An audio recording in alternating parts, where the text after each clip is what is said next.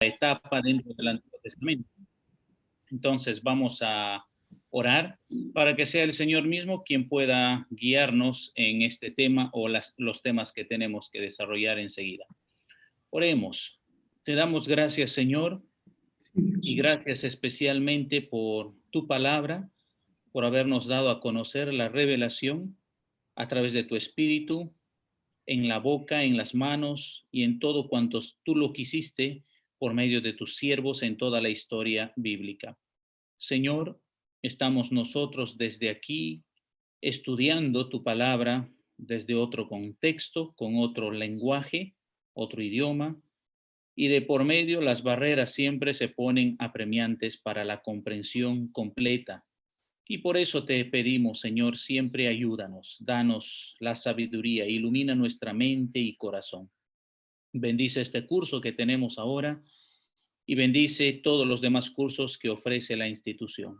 Gracias por nuestros hermanos que desde diferentes lugares pueden conectarse esta tarde para estudiar. Guía este tiempo, te pedimos. En el nombre de Jesús, amén.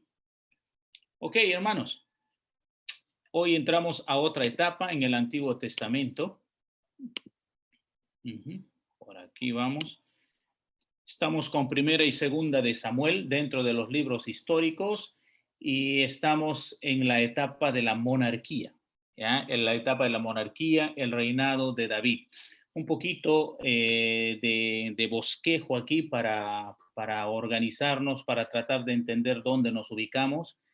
Hemos estado en el tiempo de los jueces, hablando desde ahí el tema de los libros históricos, y los jueces nos muestran el gobierno de Dios. Esa es la idea que tenemos ahí. Con Samuel también, el gobierno de Dios. Samuel no fue un rey. Samuel fue un profeta y a la vez un juez también. Dentro del libro de jueces tenemos solamente dos profetas así conocidos, caso de Débora y también de Samuel, como hemos dicho. Dentro de la historia aparece un profeta más, pero él no se dice el nombre, no se dice nada. Cuando hablamos de Gedeón, por ejemplo, ahí hay un profeta que menciona la victoria del Señor y cómo Israel no había obedecido al Señor. Entonces, con Samuel y todo el tiempo de los jueces, estamos hablando del gobierno de Dios. Estamos dentro de esa etapa del gobierno de Dios, conocido como la teocracia. Teocracia quiere decir el gobierno de Dios, ¿de acuerdo? Luego de Samuel entramos nosotros a otra etapa. Esa etapa se llama la monarquía, empezando con el rey Saúl, rey de Israel, luego tenemos a David, rey de Israel, y Salomón, rey de Israel. Hasta entonces estamos hablando de la monarquía dentro de un reino unificado.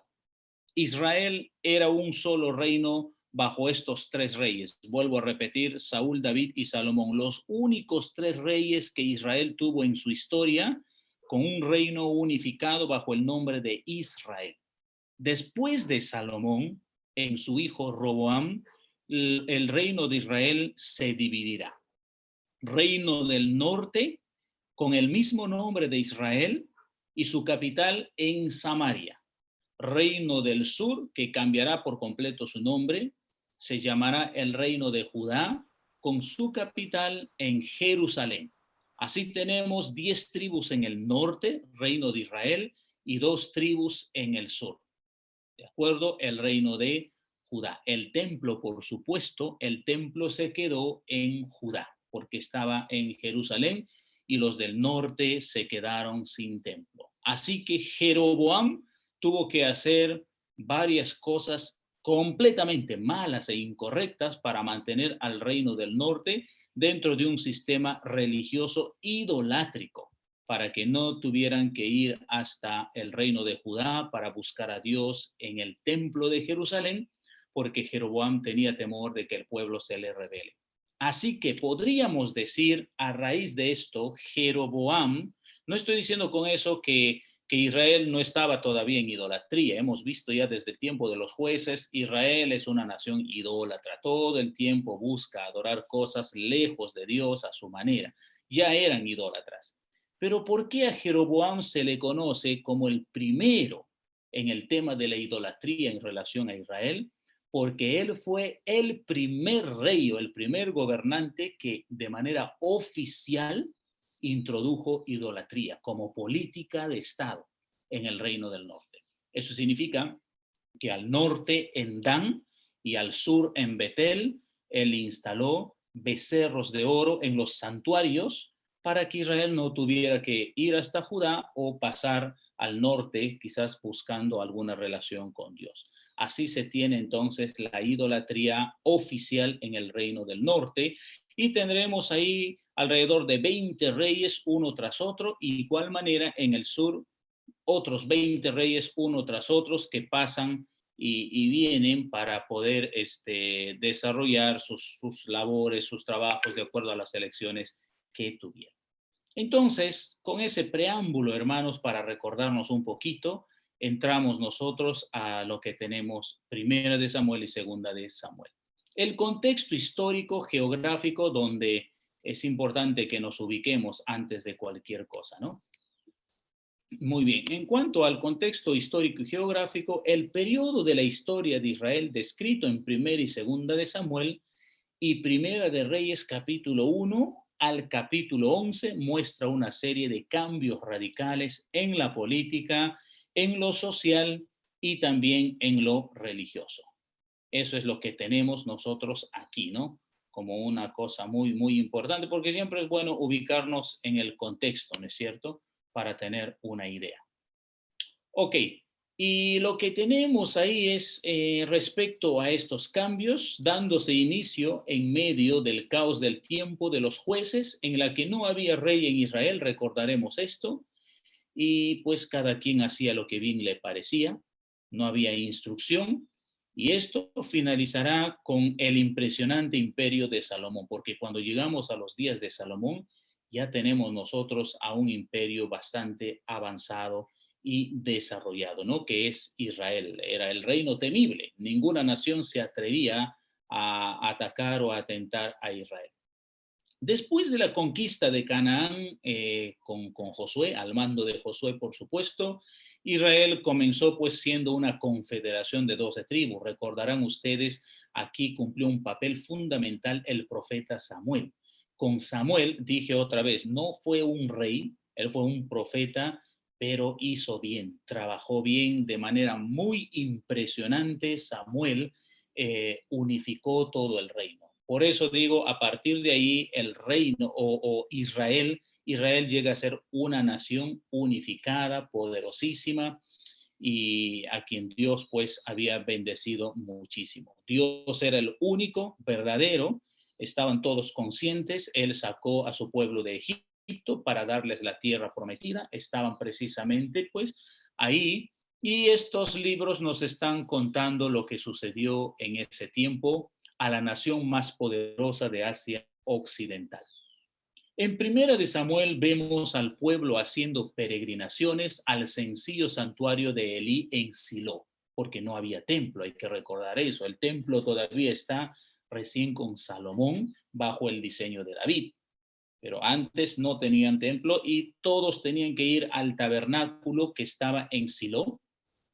En Primera de Reyes 11, por ejemplo, el pueblo cuenta ya con templo real de compleja construcción, cuyo mantenimiento y construcción impusieron un fuerte gravamen sobre sus recursos y buena voluntad. En ese sentido, la historia pues de estos cambios se basa en la historia de 4 personas: Samuel, el profeta, Saúl, David y Salomón, personajes claves en toda esta etapa. Entonces, hermanos, tenemos que ver un poco de ellos, tenemos que ver un poco también de los libros de los reinos y tenemos que ver también lo que es los libros o el libro de las crónicas, porque ahí también se escribe todas estas historias, ¿no? Que nosotros tenemos ahí. Muy bien, entonces, por ahí vamos. Para entrar a la monarquía, algo clave que debemos tener en mente es esta situación que se complicó en Israel. Con Samuel estaban contentos, con Samuel estaban felices, era un siervo del Señor, se le llamaba el vidente de Dios, hay que recordar eso, porque era la palabra misma de Dios. Pero Es un poco difícil entender esto y responder a las preguntas que saltan ahí. ¿Cómo así este Samuel no pudo tener a los hijos en orden? Samuel tenía dos hijos que gobernaban a Israel, participaban con él. Y cuando Samuel envejeció, los ancianos, el liderazgo de Israel, hablaron con él. Mira, Samuel, contigo no tenemos ninguna queja, hombre. Eres un gran siervo de Dios, pero estás viejo. Ya no eres el mismo. En cualquier momento te tocará lo que toca a todo mortal. Así que no queremos que tus hijos nos gobiernen porque ellos no son como tú. ¿En qué momento esta distancia se hizo tan perpetua, tan fuerte para que Israel no quisiera ninguno de los hijos de Samuel? Los rechazaron. Ahora, quizás podríamos decir nosotros, pero un momento, ¿por qué este pueblo tan estable ahora con Samuel no oraron al Señor antes de hacer la petición? No oraron al Señor, porque inmediatamente dicen, danos un rey como las demás naciones tienen un rey, ¿ya? Pero no tus hijos. La Biblia dice que los hijos de Samuel eran corruptos. Esa palabra usa, hermanos, corruptos. Imagínense dentro de esta casa tan maravillosa de Samuel, el siervo de Dios, gobernando al pueblo bajo la teocracia y sus hijos por otro camino. El liderazgo de Israel por eso lo rechazó. Y notemos incluso aquí que Samuel no quiere aceptar esa realidad. Llora, dice el texto, se pone mal, hasta que el Señor entra en escena y le dice, Samuel, escucha al pueblo. No te han rechazado a ti, sino a mí. Pero ¿cuál fue la causa de todo ese problema? Los hijos corruptos. Entonces nos salta a la luz, ¿qué pasó con el siervo de Dios? ¿Qué sucedió con aquel profeta? ¿Por qué mantuvo a sus hijos en el lugar inadecuado? Sabiendo el problema, ya eran rechazados por el liderazgo de Israel. He aquí, hermanos, un bemol grande muchas veces que se da en el liderazgo, y esto nos demuestra, aunque Samuel haya sido el gran profeta, el poderoso profeta que recibía revelaciones de Dios para dirigir a Israel, a pesar de eso no estamos libres de las dosis que nos puede acompañar por el poder, seducción por alguna otra cosa y cambiar los papeles en cuanto a lo que debe ser lo correcto. Y esta fue la historia de cómo entró la monarquía a Israel. De acuerdo, de esa manera se buscaron un rey y eligieron a Saúl entonces por rey. Ustedes me avisan si tienen alguna pregunta. Como dije la vez pasada, nunca es interrupción esto, sino siempre nos ayuda a alimentar más el curso. Cuando quieran preguntar, con toda confianza. Y hermanos, por favor. Entonces, viendo esta primera parte, nosotros, estas historias que estoy mencionando dentro de los libros históricos nos están contando pues los libros de los reinos, así se conoce, y los libros de las crónicas, ¿ya? Recordarán ustedes que dijimos, los judíos ven el libro del Pentateuco como uno solo, un poquito de ir hacia atrás. Génesis, Éxodo, Levítico, Números y Deuteronomio, los israelitas lo ven como un solo libro. Parece que lo mismo ocurrió aquí frente a Samuel, frente a Reyes, frente a Crónicas. Ya lo que hoy conocemos como Primera y Segunda de Samuel, por ejemplo, y también Primera y Segunda de Reyes, parece haber sido una sola unidad, hermanos. ¿Ya? La Septuaginta, por ejemplo, la versión griega, titula estos libros como Primero de los Reinos, Segundo de los Reinos, Tercero Reinos, Cuarto Reinos, respectivamente. Esa es la forma en que la Septuaginta da a conocer estos libros, por ejemplo, ¿no? De esa manera los conoce. Así entonces puede ser que haya ocurrido también con el Pentateuco, como estamos diciendo, y aquí como estamos viendo. Hay una división, por ejemplo, que se nota en Primera de Samuel y Segunda de Samuel, que al parecer no es una división natural. Nosotros conocemos Primera de Samuel, Segunda de Samuel, pero esa división no parece tan fluida. como debería ser, ¿no? Porque Primera de Samuel termina con la trágica muerte de Samuel, ¿de acuerdo? Pero Segunda de Samuel, por ejemplo, capítulo 1, inicia precisamente con la reacción de David frente a la muerte de Saúl, y así pues la división entre Segunda de Samuel y Primero de Reyes tampoco es natural, ya que la historia del ascenso al poder de Salomón y de los últimos días de David, de Primero de Reyes capítulo 1 al 2, se parecen mucho en estilo y contenido con Segunda de Samuel, por ejemplo, capítulos 2 al 24. Ahora bien, Primera y Segunda de Crónicas. Cuando revisamos, por ejemplo, el canon judío de los libros del Antiguo Testamento, ahí, por ejemplo, podemos darnos cuenta que los judíos dividían el canon en tres partes: la ley de Moisés, los profetas y los escritos. Hasta ahora lo tienen así. El conocido Tanaj, que es el Antiguo Testamento, se divide en tres partes: ley de Moisés, los profetas y los escritos. Y dentro de los profetas se incluye libros que nosotros estudiamos dentro de los libros históricos, como es Josué, Jueces, Samuel, Reyes, incluso profetas mayores y menores, ¿no? Pero en cuanto a Primera de Crónicas, por ejemplo, y Segunda de Crónicas, estos libros están clasificados dentro de la sección de históricos, dentro de los escritos, juntamente con Daniel y Esdras. En ese sentido, los libros de crónicas fueron escritos después de la cautividad judía a manos de Babilonia en el año 605. Entonces, tendríamos más o menos de esta manera.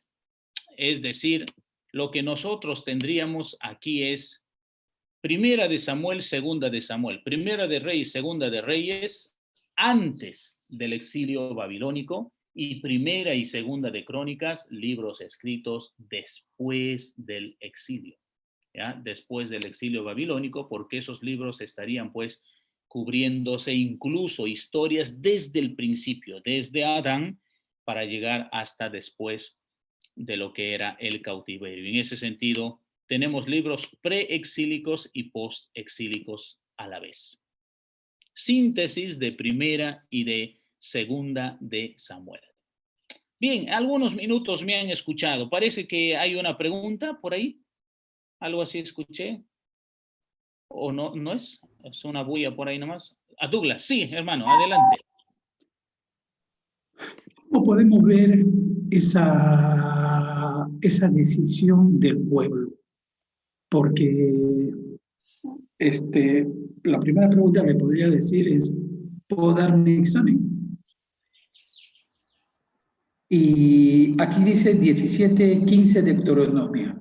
Ciertamente pondrás por rey sobre ti al que Jehová tu Dios escogiere, y de entre tus hermanos pondrás rey sobre ti. No podrás poner sobre ti a hombre extranjero que no sea tu hermano. O sea, ya había un propósito de Dios que en algún momento Israel iba a tener rey. Pero parece que esto es una falta de tolerancia hacia el siervo de Dios, o una falta o una incredulidad a Dios, porque lo veo de canas, ¿no? Y ya va a fallecer, ¿no? ¿Qué podríamos decir acerca de ese momento? ¿Se da cuenta? Fue algo que Dios, obvio, lo ha permitido, porque le dice, no te están desechando a ti, sino a mí. Ahí está claro que Dios ya lo está permitiendo. Pero ¿fue el tiempo adecuado o no fue el tiempo adecuado? ¿Qué se puede decir de eso? Excelente observación que haces, Douglas, y excelente pregunta. Cuando nos remontamos a Deuteronomio capítulo 17, clarísimo, la voluntad de Dios era que Israel tenga rey. Eso es indiscutible. Es más, si vamos mucho más atrás todavía en los días de Génesis, cuando Dios habla con Abraham, le dice que habrá rey en Israel, que se levantarán reyes de Israel. Es más, le habla de todo un sistema de reyes. Los israelitas siempre estarán por esa línea de reyes. Pero ¿qué está pasando allá? Hay que notar y nos ayuda en el tema de la hermenéutica la descripción y la frase. Los ancianos o el liderazgo de Israel no dicen danos un rey y para eso hay que hacerlo como ya está escrito en el Pentateuco, sino ellos dicen danos un rey como las demás naciones. Ahí se puede ver el problema hermenéutico, ¿no? A la luz. Ellos sí quieren un rey, pero no como Dios lo explicó con Moisés o como Dios lo planteó y en el momento que Dios permita esto o lo quiera, sino ellos están decididos a que sea ya de una vez y por otro lado, no como Deuteronomio 17, sino como las demás naciones lo tienen. Lo dice explícitamente, literalmente, danos un rey como las demás naciones. Ahora, Douglas, quizás en un sentido puede ser comprensiva la petición en que estaban preocupadísimos de que Samuel muera. Inmediatamente esos dos tipos que ya mencionamos su problema de corrupción hereden el liderazgo en Israel. Y eso querían evitar. En la desesperación pierden por completo su lealtad al varón de Dios, al profeta de Dios, y siempre sucede esto. Cuando entra la desesperación frente a cualquier situación, no pensamos bien y a veces la decisión que uno está tomando no es la mejor ni la que agrada al Señor, ¿no? Quizás aquí hubiera sido mejor calmarse. Yo dije al principio, ¿por qué no oraron? Señor, estamos frente a una situación crítica, no queremos que los hijos de Samuel nos gobiernen y lo van a hacer en tu nombre, Señor. Hemos visto en ellos un serio problema. ¿Qué va a ser de nosotros? Ponemos eso en tus manos y tú sabrás cómo arreglar esto. Pero ellos no dice el texto que en ningún momento hayan orado buscando dirección del Señor, perdieron su lealtad a Samuel, en desesperación pusieron su plan. ¿Cuál era su plan? Un rey como las demás naciones. Y así no era como el Señor lo había planeado para ellos. Sin embargo, frente a esa escena, Dios obra, ¿no es cierto? Dios dice a Samuel, escucha al pueblo, no te han rechazado a ti, me han rechazado a mí, y ya deja de llorar, Samuel, hay que darles nomás lo que ellos piden. Aprenderán. Llegaron a esa decisión y en el camino, pues, aprenderán. Sin duda, cuando estos problemas se dan en una nación, estas cuestiones, siempre invita a la gente a acelerar decisiones. Ellos aceleraron decisiones sin ningún discernimiento espiritual que pudiera acompañarlos en ese momento.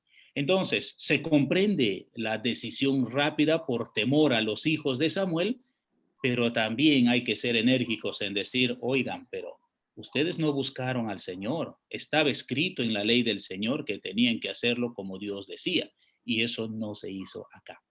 Por lo tanto, las consecuencias que vendrán, el Señor ya lo había avisado. El rey aprovechará, abusará y hará tantas cosas con ellos. Sacará a sus hijos al ejército, los dejará solos a los padres y toda una serie de consecuencias. Como Dios proponía el reino, era distinto según Deuteronomio. Israel lo desarrolló de una manera diferente. Sí, porque después vemos que hay reyes, tanto en Israel como en Judá, que no son del pueblo de Israel. Sí, y vamos a ver que algunos serán reyes piadosos, por ejemplo, y otros serán de lo peor. El peor rey del reino del norte, Acab, el peor rey del reino del sur, Manasés. Se cree que Manasés es el responsable de la muerte en un aserradero del profeta Isaías, por ejemplo. Mataron a los profetas. Sí, por supuesto, ¿no? Ahora, eso nos deja principios para el liderazgo de la iglesia, hermanos, muchísimos, enormes principios. Cuando la iglesia también entra en desesperación frente a su liderazgo y todo lo demás, a veces no mide consecuencias, ¿no?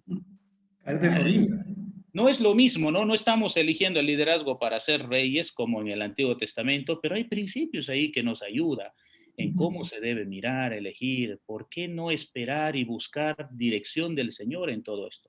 Pocas iglesias están buscando al Señor cuando se trata de su liderazgo, por ejemplo. Las decisiones son más humanas, muy calculadas, ¿no? y ese cálculo nos juega en contra muchas veces. Gracias, hermano Douglas. ¿Hemos respondido? Si no, no me vaya a haber ido por otro lado. No. Ha ido por el camino que debió haber ido. Y siempre va a estar la interrogante, ¿cómo así, Samuel? ¿Qué pasó con los hijos? Lo mismo con Moisés. Lo mismo con Moisés. Y no estoy diciendo esto, hermanos, para justificar que no vaya bien el matrimonio por alguna cosa. Menciono esto porque el liderazgo de Moisés y de Samuel son sin duda únicos. Los tipos trabajan en nombre de Dios para Israel como ninguno de nosotros. De sol a sol están ocupados. Así que era de esperar, de alguna manera, el descuido familiar, por el llamamiento muy especial que tenían. ¿En qué momento Moisés se daría tiempo? Si no podía, estaba muy ocupado y aparte tenía que escribir. El mismo Samuel, muy ocupado. Hoy día no es eso nuestra realidad. Nosotros no tenemos el llamamiento que tuvo Moisés, no tenemos el llamamiento que tuvo Samuel. Nosotros somos creyentes que leemos la Biblia, que Dios llama así, pero de una manera distinta. Así que sí podemos administrar el tiempo de una manera diferente para nuestros hijos. En el caso de ellos es único, diferente. Por supuesto que eso no justifica el bemol que se dio en sus hogares. Muy bien, entonces seguimos. Si ya no hay por ahí alguna pregunta más, hermanos. Ok. Síntesis entonces. Hola, buenas tardes, hermano. Sí, adelante, hermanita. Hermano, también debemos recordar también de que Israel ha estado viniendo por tiempos difíciles, vamos a decir, por el desierto y todo desde la salida de Egipto, pero también podemos recordar que en aquellos tiempos también los israelitas han ido olvidando una y otra vez lo que Dios ha estado haciendo en sus vidas. Y en esta parte, cuando llegamos a los reyes, también está pasando eso. Cuando usted dice, por ejemplo, ¿por qué ellos no oraron? Podían haber ellos pedido a Dios, pero directamente van donde Samuel y es la desesperación. Entonces vemos a un pueblo así, ¿no? Que ha estado viniendo por el desierto. Así que esto va a ser peor todavía cuando va a haber reyes, ¿no? Tanto en el norte como en el sur también, hermano. Gracias. Quizás es muy prematuro sugerir. Sé que nosotros veneramos bastante y tenemos en alto al profeta Samuel, sin duda, la Biblia misma lo tiene así. Pero yo creo que también está ahí esa historia, como en otros casos, para decirnos, oigan, puede haber sido el siervo más impecable delante de Dios, pero aquí está el lado humano. Se filtra la dosis de error. Porque, ojo, vuelvo a decir, la lógica nos invita a pensar por qué Samuel mantuvo a sus hijos corruptos en el liderazgo, por qué hace rato no los sacó. Es el mismo caso del sumo sacerdote Elí. Has honrado a tus hijos más que a mí, le dijo el Señor. Los tenía ahí. No era el caso de corrupción de los hijos de Elí, sino era el tema de inmoralidad sexual. Se acostaban con las muchachas, con las jovencitas, en la puerta del tabernáculo, en el tabernáculo en Silo. Las hijas de Elí, imagínense, inmoralidad sexual, los hijos de Samuel, corrupción. ¿Cómo así estos dos líderes grandes del Señor permitieron, no es cierto? Desconocemos por completo el contexto, sin embargo, eso nos invita a pensar, la seducción de mantenerse en el poder es todo un tema.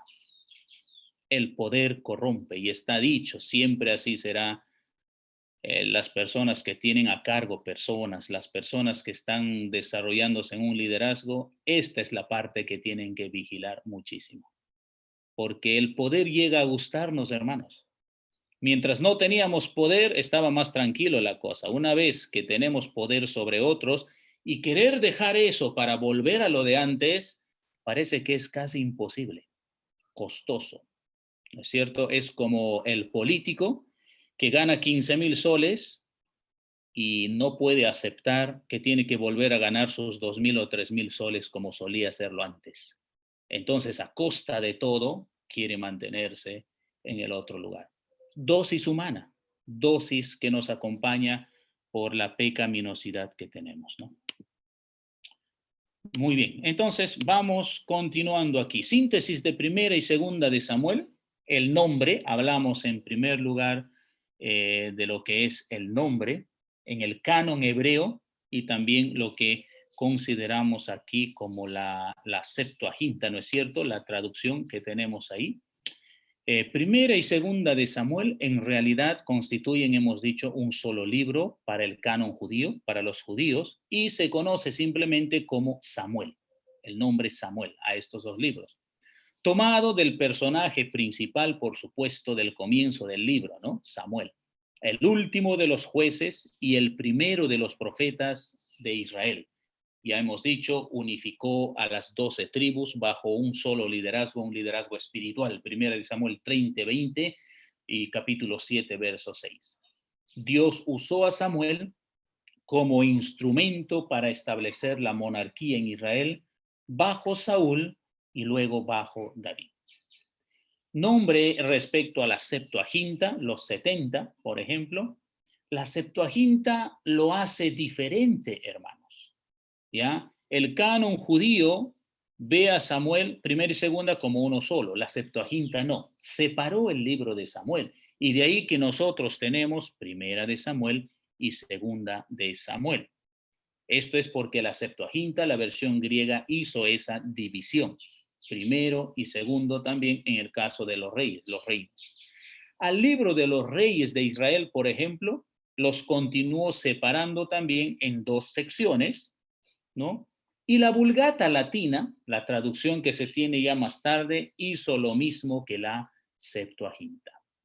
En cuanto al nombre actual, es posible que ya en los albores de la era cristiana, las traducciones pues del canon del Antiguo Testamento retomaron el nombre de Samuel, ¿no? Para llamar a estos libros que la Septuaginta separó primera y segunda de los reinos a su nombre judío Samuel, conservando siempre esa división observada por la Septuaginta o los 70 y ahí que nosotros los conozcamos como primera y segunda de Samuel. Pero ¿quién es el autor de Samuel? ¿Quién es el autor de primera y segunda de Samuel? ¿Qué tiempo abarca? ¿En qué años está? Bueno, el año o el tiempo que abarca primera de Samuel sería pues desde el nacimiento de Samuel propiamente hasta la muerte del primer rey, Saúl. Aproximadamente esto tomaría unos 100 años de historia. ¿Ya? Samuel vivió 80 años, por supuesto, pero se toma todo lo demás, cerca del 1105 antes de Cristo hasta el 1025 antes de Cristo. Saúl estaba vivo aún y sin embargo, primera de Samuel habla ya de la muerte de Samuel y de la muerte de Saúl. Entonces, la pregunta lógica, ¿quién escribió el final del primero de Samuel y el resto de estos libros de los reinos? ¿Quién es el autor? ¿No es cierto? ¿Ya? Entonces, los nombres o el nombre de estos libros, primero y segundo de Samuel, como hemos dicho ya, obedece al papel central de la persona principal del profeta Samuel en los primeros 25 capítulos. Es probable que Samuel haya sido responsable de una parte del material de primera de Samuel, en especial de la primera parte de la historia de David, tal como sugiere Primera de Crónicas 29:29. Y los hechos del rey David, primeros y postreros, están escritos en el libro de las crónicas de Samuel vidente, en las crónicas del profeta Natán y en las crónicas de Gad vidente, con todo lo relativo a su reinado y su poder y los tiempos que pasaron sobre él, y sobre Israel y sobre todos los reinos de aquellas tierras. Se registra Primera de Crónicas 29 al 30. Entonces, a la luz de estos versículos, a la luz de lo que arroja estos textos, ¿a qué conclusión llegaríamos, hermanos? De que sí, por supuesto, Samuel ha sido el autor, pero quizás hubieron ediciones de estos libros porque como tenemos allá del Pentateuco, también el trabajo de Esdras. A la luz de estos pasajes, o de Primera de Crónicas 29, Samuel sería el autor, pero también la mano tendría que ver de Gad y de Natán. Entonces tendríamos aquí 3 autores, Samuel, Gad y Natán, ¿no es cierto? Ya, hermanos, periodo que cubre entonces los 100 años que hemos mencionado ahí, estarían hablando al respecto, ¿no? De todo esto. Muy bien. Perdón, aquí se me fue el PPT. Ok. A ver, no me obedece. Ahora sí. Bosquejo, el bosquejo se puede tener de esta manera para saber cómo poder leer mejor el libro de Primera de Samuel y así poder ayudarnos en la estructura. Habla de Elí y Samuel, capítulos 1 al 7, nacimiento de Samuel, su vida con Elí, su llamamiento, capítulos 1 al 3, el conflicto de Samuel con los filisteos, capítulo 4 al 7. Luego Samuel y Saúl, capítulos 8 al 15, la elección de Saúl, capítulos 8 al 12, el rechazo de Saúl, capítulos 13 al 15. Luego también Saúl y David, capítulos 16 al 31. Primero David como pastor de ovejas, David como cortesano, David como refugiado en Judá y por último David como refugiado en Filistea. Eso sería el bosquejo. Resumen del contenido. Elí y Samuel, capítulos 1 al capítulo 7. Eso es lo que desarrollaremos ahora, hermanos, para poder nosotros tener una idea más clara de qué se trata, ¿no? En primer lugar, el libro empieza pues hablando del nacimiento de Samuel. Si queremos, también podemos tener abierto la Biblia en esa parte. Quizás por ahí alguna cosa salta a los ojos para poder preguntar o compartir también, ¿no? Primera de Samuel, capítulos 1 al capítulo 3, ¿ya? Nacimiento de Samuel, su vida con Elí y su llamamiento, ¿no? Bueno, ¿en qué tiempo nos ubicamos aquí? Son los días del sacerdote Elí. Sacerdote Elí, probablemente al mismo tiempo que Sansón. Puede ser esto contemporáneo con Sansón. Familia, la familia vemos el Cana, ¿no? Está ahí, del área de Efraín, tenía 2 esposas, por ejemplo. Esta situación de bigamia ocasionaba problemas de familia porque él tenía por esposa a Ana, que es la mamá de Samuel, y también tenía por esposa a Penina, ¿no? Y Penina ridiculizaba a Ana por no tener hijos. Ana era estéril. Y hermanos, en los días del Antiguo Testamento, que una mujer sea estéril era señal de maldición. ¿Ya? No era una dicha. Quizás hoy día una mujer es estéril y dice, qué bonito, no tengo hijos, ¿no? Puede pensar así quizás, aunque no siempre es así, pero en el Antiguo Testamento eso significaba maldecido por Dios. Una mujer que no tiene hijos, estéril, quiere decir su vientre está seco, que Dios no le ha bendecido, sino le ha maldecido. Y Ana sufría por esto. No tenía hijos, y Penina, como sí podía tener hijos, la otra esposa del Cana, la ridiculizaba y la humillaba. Ana ora al Señor. Primer capítulo de Samuel, versículos 21 al 28. Ella ora al Señor, capítulo 2, ella ora al Señor, busca al Señor frente a esta situación que ella atraviesa. Ahí tenemos un contraste grande. El liderazgo de Israel tiene problemas para orar, pero una mujer sencilla, estéril, está orando. Pide a Dios un hijo varón para dedicarlo como nazareo. Sabemos por Números capítulo 6 que esta práctica podía darse en los israelitas, declarar a sus hijos o hacer el voto del nazareato para con sus hijos. Y lo que tenemos es que Samuel recibió ese voto del nazareato hecho por sus padres en 1 Samuel capítulo 1 verso 11.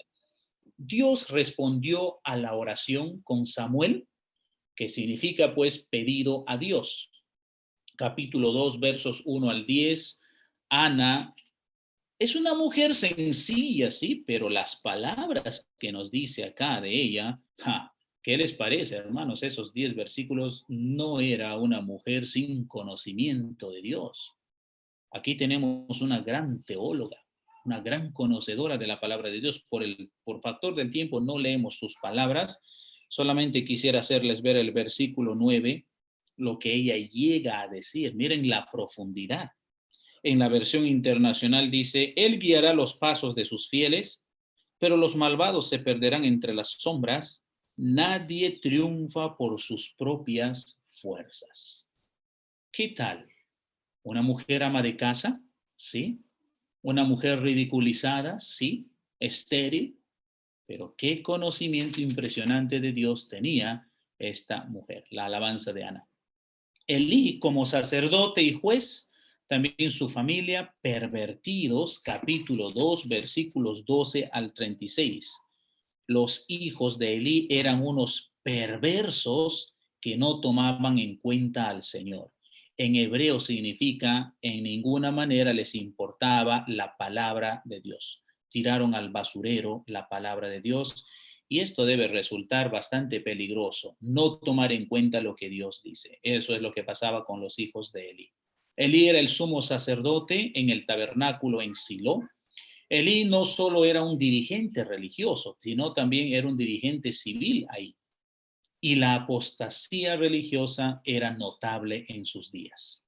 Ofni y Finehés, por ejemplo, los hijos de Elí, profanaron el santuario. Y con esto mostraban la debilidad en la educación y disciplina de Elí sobre ellos. Muy similar al tiempo de los jueces, por eso decimos que es todavía ahí en el tiempo de los jueces esta historia, esta realidad, porque no había pues liderazgo que pudiera corregir, que pudiera enseñar. Ante esta situación de los hijos de Elí, el pueblo menospreciaba las ofrendas del Señor. No querían saber nada el pueblo de las ofrendas del Señor porque los habían amargado mucho los hijos de Elí. Y luego el capítulo 3 que nos menciona el llamamiento de Samuel. Cuando Dios llama a Samuel, Elí dice, toda mi vida he buscado escuchar al Señor. Que el Señor me llame y el anhelo que yo tuve prácticamente te lo has llevado tú, Samuel. El Señor habló contigo y no me mientas todo lo que Él te puede haber dicho. Dios no habló con el sumo sacerdote, habló con un jovencito sencillo ahí, Samuel. ¿Qué les parece eso, hermanos? Cambios grandes. El conflicto de Samuel con los filisteos tenemos enseguida en el siguiente capítulo ahí. ¿Alguna pregunta, hermanos, hasta aquí? Para que no se cansen escuchándome nomás, pueden interactuar también, ¿no? Ya, el conflicto de Samuel con los filisteos, eso es lo que veremos ahora. ¿Tienen alguna interrogante quizás o no?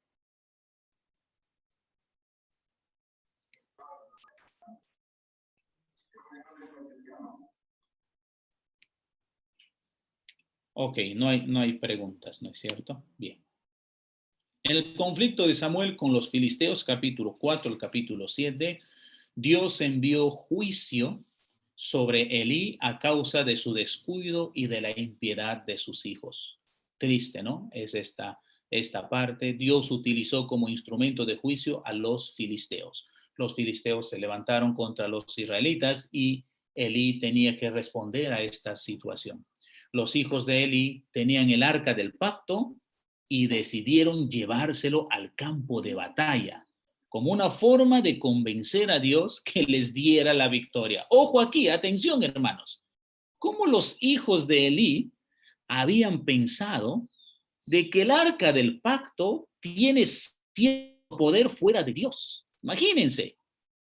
Habían puesto toda su fe y confianza en un mueble que estaba, por supuesto, en el lugar santísimo. Se atrevieron a sacarlo de ahí para llevarlo a la batalla. Imagínense ustedes esto. Entonces, la idolatría no estaba solamente en el tema del pueblo, sino la idolatría también llegaba aquí por medio del mismo liderazgo de Israel en los hijos de Elí, porque creían, pues ellos sabían, eran conscientes que su vida estaba mal delante del Señor, eran inmorales, Pero bueno, pues el arca nos va a proteger porque ahí hay cierto poder especial de Dios.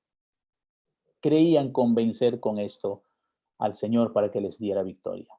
Los hijos de Eli fueron muertos en esa batalla. El pueblo fue derrotado y el arca fue capturada por los filisteos. Al oír la noticia, Eli cayó hacia atrás y murió al instante. Tremendo y triste todo esto, ¿no? Ahí nació Icabod. Icabod en hebreo quiere decir sin gloria. Primera de Samuel 4, 19 al 22. A la esposa de Finés, y ella murió en el momento en que se llevaron el arca. El arca fue llevada cerca del dios Dagón, dios cananeo, dios del trigo. Dagón aparece postrado ante el arca y luego es destruido. El arca es llevada de ciudad en Filistea, y nacieron tumores a los habitantes de estas ciudades, imagínense. Así que finalmente devolvieron el arca en un carro tirado por 2 vacas con crías. Las crías estaban en Filistea. Esta es la historia que se desenlaza ahí. Samuel, como profeta, sacerdote y juez también, fue el último de los jueces, como hemos dicho, y el único que unificó las 12 tribus, provocando un avivamiento espiritual nunca antes visto desde los días de Josué. Supervisaba a toda la nación recorriéndola continuamente. Samuel trabajaba arduamente. Ungió a los 2 primeros reyes de Israel. Aparentemente estableció una escuela de profetas en el capítulo 10, versículo 5 de 1 de Samuel. Era sumo sacerdote también, aunque no era de la familia de Aarón. Disminuyó el culto cananeo. En eso sí, Samuel no incurrió jamás en falta con temas de idolatría. Capítulos 8 al capítulo 15, Samuel y Saúl. La elección de Saúl, capítulos 8 al capítulo 12. Israel pidió un rey a Samuel para luchar en contra de los filisteos. La razón, querían ser como las demás naciones. Primera de Samuel, capítulo 8, versículo 5. Hermanos, si están con la Biblia abierta ahí, se precisa precisamente esto, ¿no? 8:5, le dijeron: tú has envejecido ya y tus hijos no siguen tu ejemplo. Mejor danos un rey que nos gobierne como lo tienen todas las naciones. Esto iba en contra de su llamamiento como pueblo de Dios, de ser único y especial. El pretexto que usaron aquí: Samuel era muy anciano y sus hijos eran impíos. Capítulo 8, versículos 3 al 5. Pero ninguno de los dos siguió el ejemplo de su padre, sino que ambos se dejaron guiar por la avaricia, aceptando sobornos y pervirtiendo la justicia. Eso se nos dice de los hijos Joel, ¿no es cierto? Y Abías, que eran los hijos de Samuel. La actitud de Samuel originalmente fue desechar la petición. Dios le dice que ceda y Samuel pues finalmente obedece. Dios concedió su permiso sin dar su aprobación. Ahora, el caudillaje o el liderazgo es transferido a Saúl después de ungirlo. Saúl era un benjaminita que llegó hasta Samuel buscando unas asnas perdidas de su padre. Dios ordena a Samuel ungir a Saúl de manera privada. Y no sé cómo le suena esto a usted. Quien eligió a Saúl por rey fue Dios. En serio, hermanos, Dios eligió a Saúl por rey. No lo eligió el pueblo o tampoco lo eligió Samuel. Fue Dios mismo quien eligió a Saúl. Luego Saúl fue elegido públicamente y apoyado por la mayoría. Primera de Samuel 10, 17 al 27. Puntos positivos de Saúl: el primer rey dirigió la nación en numerosas victorias militares, derrotando a los filisteos y amalecitas. Siendo un hábil militar, captó gran aceptación nacional. Tuvo el apoyo espiritual de un profeta piadoso como Samuel. La ventaja de Saúl: tener en sus días al siervo de Dios Samuel. Esto era muy valioso para pasar de la teocracia a la monarquía. Pero no solamente esto podemos decir de Saúl. De Saúl también tenemos que mencionar sus debilidades y sus fracasos personales. Rechazo de Saúl, capítulos 13 al capítulo 15 de Primera de Samuel. Era muy impaciente Saúl, un carácter arrebatado lo acompañaba. Se impacientó en esperar a Samuel y se precipitó a ofrecer sacrificios por el pueblo, lo que no le competía. Claro, pero ahora no es aquel jovencito Saúl que llegó buscando las asnas de su padre hasta Samuel. No, ahora es el poderoso Saúl. Ahora es el rey. Ahora él tiene victorias, tiene subyugado a los filisteos. Oiga, ahora es Saúl el grande. ¿Cómo yo, siendo Saúl, voy a tener que esperar a Samuel? Y se atrevió a meterse donde no le competía entrar. Tremendo, hermanos, esto. La impaciencia afloró su desobediencia y soberbia de este rey. No solo eso, perdonó al rey amalecita Agag y a su ganado cuando Dios le había ordenado destruir todo. Primera de Samuel capítulo 15, versículo 22. Y Samuel le dijo, Saúl, escucha bien, Dios está diciendo que elimines todo. No vayas a hacerlo diferente. ¿Y qué hizo Saúl? Otra vez. Dios, bueno, hasta Dios se puede equivocar aquí. ¿Cómo no? Arreglemos las cosas de otra manera. Y así lo hizo. La obediencia parcial fue considerada por Dios como desobediencia total. Y es aquí cuando Samuel va a decirle a Saúl, Dios te ha rechazado y se está buscando uno mejor que tú. Hermanos, yo no sé cómo va nuestra teología ahí, pero tenemos principios grandes para el liderazgo. Algunos creen que no importa a Dios, aquí yo en el liderazgo hago y deshago y eternamente me quedo ahí con el poder. No es así, hermanos. No es así. Estas historias están enseñando mucho para la iglesia. Luego, capítulos 16 al capítulo 31, Saúl y David. Aparece en primer lugar los capítulos 16 al 17, David como pastor de ovejas. Eso es lo primero que tenemos, ¿no? Muchacho del campo, ganadero, cría ovejitas. David es ungido por Samuel secretamente. Interesantemente, lo que dice aquí la historia de su ungimiento. Si nos vamos un momentito hasta el capítulo 16, después vamos a tener un break de algunos minutos. Dios dijo a Samuel que vaya y unja a David, ¿no es cierto? Pero no le dijo que unja a David, sino ve a la casa de Isaí y ahí se le indicará a quién debe ungir para ser futuro rey de Israel. Este Samuel, el gran profeta de Dios, está en la casa de Isaí. Isaí ha preparado una rica comida, pero Samuel no quiere comer porque dice, primero voy a hacer lo que vine a hacer y después podemos celebrarlo con una rica comida.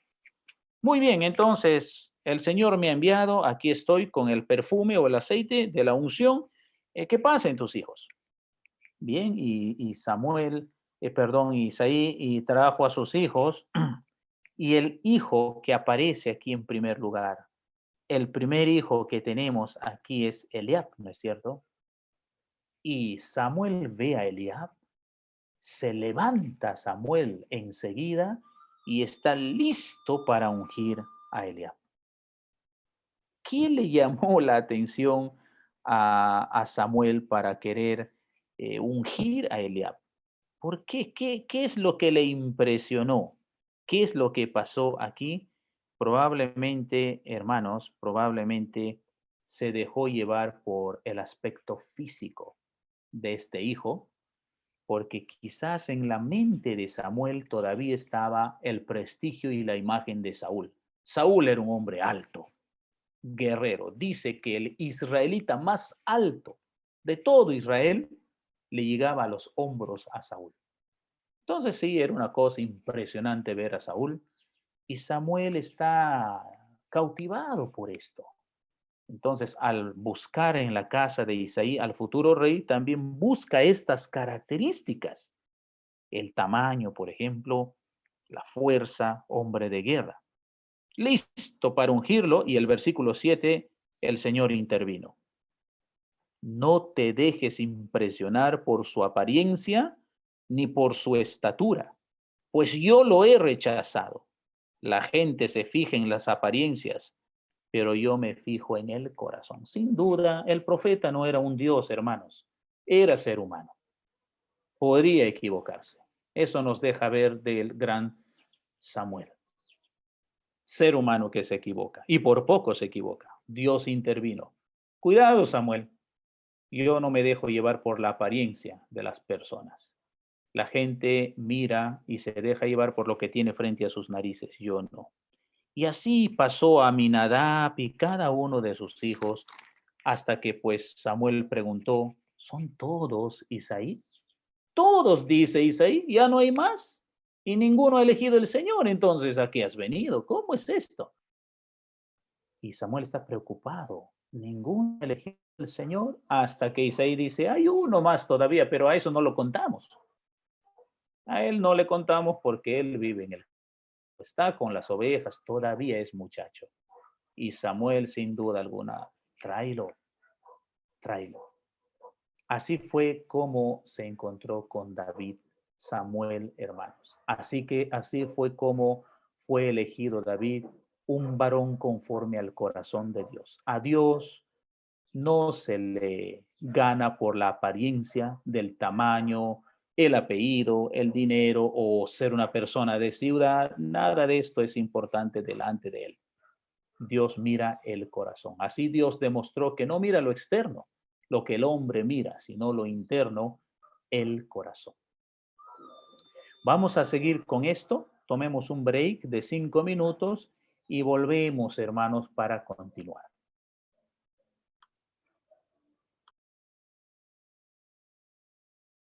¿Ya?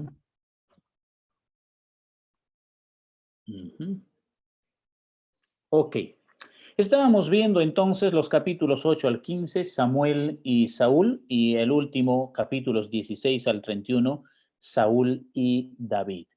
Para ir sintetizando un poco más toda la información que tenemos ahí, ojo con esto, Saúl no fue un buen hombre después. Saúl se puso muy mal, no solamente con todo aquel que para él era una amenaza política o para su reino, sino se puso mal con Samuel y en síntesis se puso mal con Dios.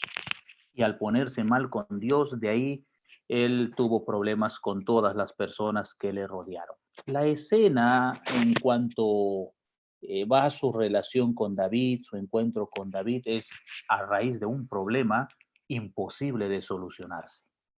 Cuando toda la nación tenía frente a ese problema, esperanza en Saúl, porque esta vez, otra vez los filisteos se rebelaron. Los filisteos llegaron a tener un guerrero muy poderoso, conocido por nosotros desde la escuela dominical, Goliat de Gad, tremendo para empezar. No era un tipo alto y flaquito, como podemos ver en nuestros días, personas muy altas, pero no causan ningún temor, no impresionan.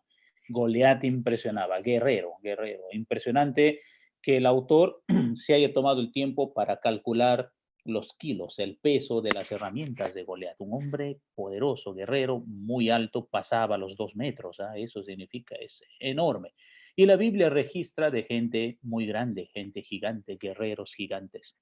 La cama de Og, por ejemplo, en los días de Moisés medía 4 metros y era de puro fierro, dice. Entonces, ¿cuánto medía este hombre para tener una cama de 4 metros, no es cierto? Y el cuarto que se manejaría también para que pueda ahí tener la cama. Entonces,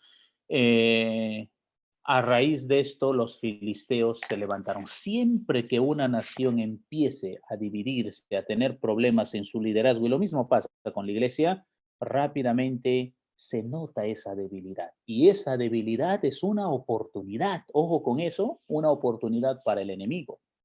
Por eso es que Pablo habla de nuestras debilidades que estén puestas en Dios, porque Satanás va a intentar aprovechar de nuestras debilidades, él es nuestro enemigo.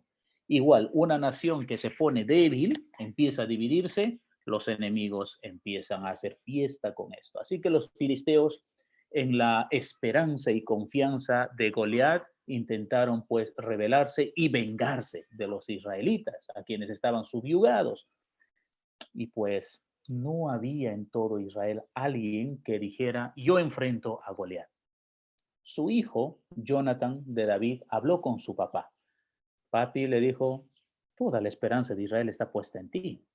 ¿Y saben por qué, hermanos? Porque de todo Israel, Saúl era el más grande. Él era el más alto, era un guerrero. Por supuesto, si lo medimos con Goliat, no pasaba nada en cuanto a tamaño. Goliat era enorme, pues comparado a Saúl, ¿no? Enseguida, Jonathan dijo a su padre, vamos, papá, tú eres el hombre. Y notemos a Saúl frente a Jonathan, no se atreve. No se atreve, hermanos. Pero la nación está esperando en ti, el ejército te espera, tú eres el único que puede enfrentar a ese hombre. No hay un israelita que pueda enfrentar a Goliat. ¿Y saben qué hace Samuel? Saúl está consciente de que el Señor ya no estaba con él. ¿Cómo voy a enfrentar a Goliat si el Señor no está conmigo? Por ahí es donde entra David, hermanos. Un muchacho que porque su papá le envió con comida para sus hermanos que estaban en el ejército, sus hermanos servían en el ejército porque la ley era de 20 años para arriba al ejército israelita, todos. Ahí estaban sus hermanos y David llevando comida se acercó a sus hermanos y ahí es donde él presenció toda esta humillación de Goliat hacia el pueblo de Dios, los israelitas. Ahora, nos habíamos quedado nosotros en que Samuel lo había ido a ungir. Recordemos esto, ungió a David. Y le dijo David, el Señor ha mirado tu corazón y te ha elegido por rey de Israel. Tú eres el rey de Israel. Su papá Isaí, después de todo esto, comieron todo y dijo, Samuel, tengo una pregunta para ti. Claro, con mucho gusto, Isaí, hazlo. ¿Sabe Saúl de todo esto? ¿Sabe Saúl que tú estás en este momento en mi casa ungiendo a David por rey?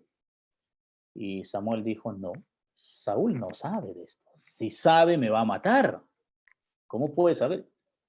Pero entonces, ¿qué estás haciendo, Samuel? Si el rey no sabe, cuando se entere, y de hecho se enterará, no solo te matará a ti, matará a mi hijo David y matará a toda mi casa. ¿Y saben qué dijo Samuel, hermanos, a Isaí? De hecho, Isaí nos matará a todos si se llega a enterar. Y ahora entonces nos has metido en un problema. Y él dice, no, deja eso en las manos de Dios. Él sabrá cómo hacer en esto. No nos toca a nosotros. Y aquí le quiero animar a algo en su fe, algo que queremos evitarlo. La incertidumbre es parte de la fe. La incertidumbre es parte de la fe. Es parte de la vida cristiana. Si le cuesta esto, yo le sugiero que agarre una hoja grande y ahí escriba la palabra incertidumbre. Yo pensaba que todo estaba asegurado al ser cristiano. Está asegurado en Dios, pero todo depende de Él. Puedo argumentar más en esto con un ejemplo. Cuando Abraham salió de su tierra, su esposita linda dijo, ¿a dónde vamos, amorcito? Y él dijo, no sé. ¿Cómo que no sé a tus 75 años? Debemos saber dónde vamos, no nos vamos a mudar así a la deriva. El que me dijo es seguro, es confiable, pero no me dijo a dónde vamos. En el camino lo va a ir mostrando. Incertidumbre. A ver, Samuel, ¿cómo es eso? Dice Isaí, que Saúl no sabe y si se entera nos va a matar. Sí, pero ¿cómo te atreves? Así es. Confiemos en Dios, Isaí. Él me envió aquí a ungir a tu hijo por rey. De ahí lo demás el Señor no me ha dicho para yo decirte o asegurarte cosas. Así que confiemos en Él. Ahora, hermanos, observemos a David. ¿Por qué él, después de haber recibido la unción, vino el aceite sobre su cabeza, no agarra y dice, papi, nos vemos, me voy a mi trono porque yo soy el rey de Israel? No hizo eso, porque tan muchacho ya había entendido que hay que esperar el tiempo de Dios. El tiempo de Dios es perfecto. Entonces llegó ahí a uno de esos días cuando llevaba la comida y escuchó cómo este filisteo Goliat atentaba contra Israel y él se ofreció, hermanos. ¿Quién es este incircunciso que puede hacer eso con el pueblo de Dios? Jamás, no lo voy a permitir. Y él estaba listo para enfrentarlo. Dos cosas podemos ver ahí. El Espíritu del Señor ya estaba sobre David desde el día que lo ungieron. Y segundo, podemos ver esa característica de David. Celoso por el Señor. Se incomoda rápidamente cuando atacan lo que es de Dios. Y por eso se ofreció. Llegó hasta donde Saúl. Saúl estaba preocupado porque toda la nación esperaba en él. Hasta que le dijeron, mira, rey Saúl, hay alguien que va a enfrentar a Goliat. Así, qué impresionante, este debe ser más alto que yo. ¿Quién es? Y ponen delante de su presencia a una cosita pequeña. ¿Que él va a enfrentar a Goliat? Sí. ¿Quién eres, hijo? Soy hijo de Isaí, me llamo David. ¿Pero cómo? ¿Has ido a la guerra alguna vez? No, no tengo ni 20 años, no puedo ir a la guerra si no he cumplido 20 años, no voy al ejército. ¿Pero cómo te atreves? ¿Tú estás pensando que esto es jugar a qué? Mire, Señor, mire mi rey, el Señor está conmigo. He matado leones, he matado osos. Sí, pero hombre, este no es un oso, no es un león. No, lo que le estoy haciendo ver es que el Señor está conmigo y yo iré porque no voy a permitir que sigan atentando al pueblo del Señor. Bueno, pues por lo menos hagamos el intento de vestirte como yo me he visto, como un guerrero, porque esto es una guerra, muchacho. Esto no es ir ahí a darse un paseo frente a Goliat. Hermanos, le pusieron la vestimenta a David y David no podía con esa herramienta. Así que él dijo, rey, iré como yo siempre he ido, y el Señor entregará en mis manos a Goliat. Ok, ahora note algo. ¿Cómo así? Él dice, el Señor entregará en mis manos a Goliat, pero aparece en el arroyo buscando 5 piedras para enfrentar a Goliat. Eso es fe. Eso no es falta de fe, porque la fe y la prudencia no riñen, no discuten. La fe y la prudencia van juntas. Así que esa idea de algunos cristianos que hoy día tienen medio extraterrestre, mira, yo soy cristiano, a mí no me hace daño el COVID y se salen nomás, hermano, después están en un cajón, porque eso es imprudencia. El ser cristiano no nos inmuniza a los problemas que todos los seres humanos sufren. El ser cristiano no nos da una póliza de seguro para pensar, bueno, a mí no me pasa nada. No, no, no, no. Vivimos bajo este mundo caído, que por nuestra falta de prudencia sí nos puede pasar muchas cosas. David es el ejemplo clarísimo de un varón de fe, sabio y prudente. Bueno, la característica que da de él la Biblia es prudente siempre. Prudente. Interesante, 5 piedritas. Y no es como la alegoría dice, es que ahí están los 5 ministerios de la iglesia. Nada que ver, no hay 5 ministerios ahí, son 5 piedras literales. ¿Qué pasaba por la cabeza de David? Puedo fallar con una o con 2, porque dice que incluso se tomó tiempo para buscar las piedras especiales para esta batalla. Seguro meditaría, ¿qué forma, con qué piedra puedo hacer para que clave directamente en la cabeza a ese sinvergüenza que ofende al Señor? Buscó las piedras y pensó, 5 serán necesarios. Puedo fallar, 1, 2, 3. Tengo opciones si por A o B fallara. Pero ahí está mi confianza en Dios. No estoy yendo con las manos vacías. 5 piedras, hermanos. Estuvo frente a Goliat. Goliat dio una carcajada. ¿Qué cosita me traen ustedes aquí? Yo no he venido a hacer esto. Pónganme un guerrero de verdad. Y David dijo, pues aquí estoy. Enfrentémonos. Lo que David usaba siempre es su onda. Una cosa sencilla, pero eso sí, no era ningún aprendiz con la onda, hermanos. El tipo era un diestro. Él hace una lista, o el que escribió de David en 2 de Samuel hace una lista de especialistas zurdos con la onda. Se cree que el maestro de esto era David, un tipo adiestrado, especializado. Lo podemos notar cuán dedicado era en las cosas que tomaba. Por ejemplo, era músico. Empezó como músico en el campo y muy dedicado. Y los que son músicos saben bien que eso no sale durmiendo. Eso sale con horas de sacrificio y trabajo frente al instrumento. Disciplinado, David. Así que, hermanos, enfrentó a Goliat y no tuvo que usar 5 piedras. Una sola piedra La piedra se clavó, dice el texto, qué manera de narrarlo del autor, entre ceja y ceja. Entre ceja y ceja, clavó la piedra y dio la victoria. Es aquí donde empieza la vida de David, pero la vida difícil de David. Hay mucho más para explicar. Resumo diciendo que Saúl a partir de aquí lo odió tanto como a nadie más. Y por su vida, David tuvo que vivir en cuevas, escapándose de Saúl. Lo respetaba y era leal a Saúl, porque podría haberlo matado, pero nunca se atrevió siquiera, porque para él era el ungido del Señor. ¿Sabe usted cuántos años David vivió huyendo de Saúl? ¿Cuántos años David esperó para sentarse en el trono, aunque ya Samuel le había dicho, eres el rey? ¿Cuántos años? 15 años, eso no es poco. 15 años. José esperó 13 años después de tantos de sus sueños para llegar al trono de Egipto, 13 años. ¿Sabe cuántos años esperó Abraham la promesa que llegara su Isaac?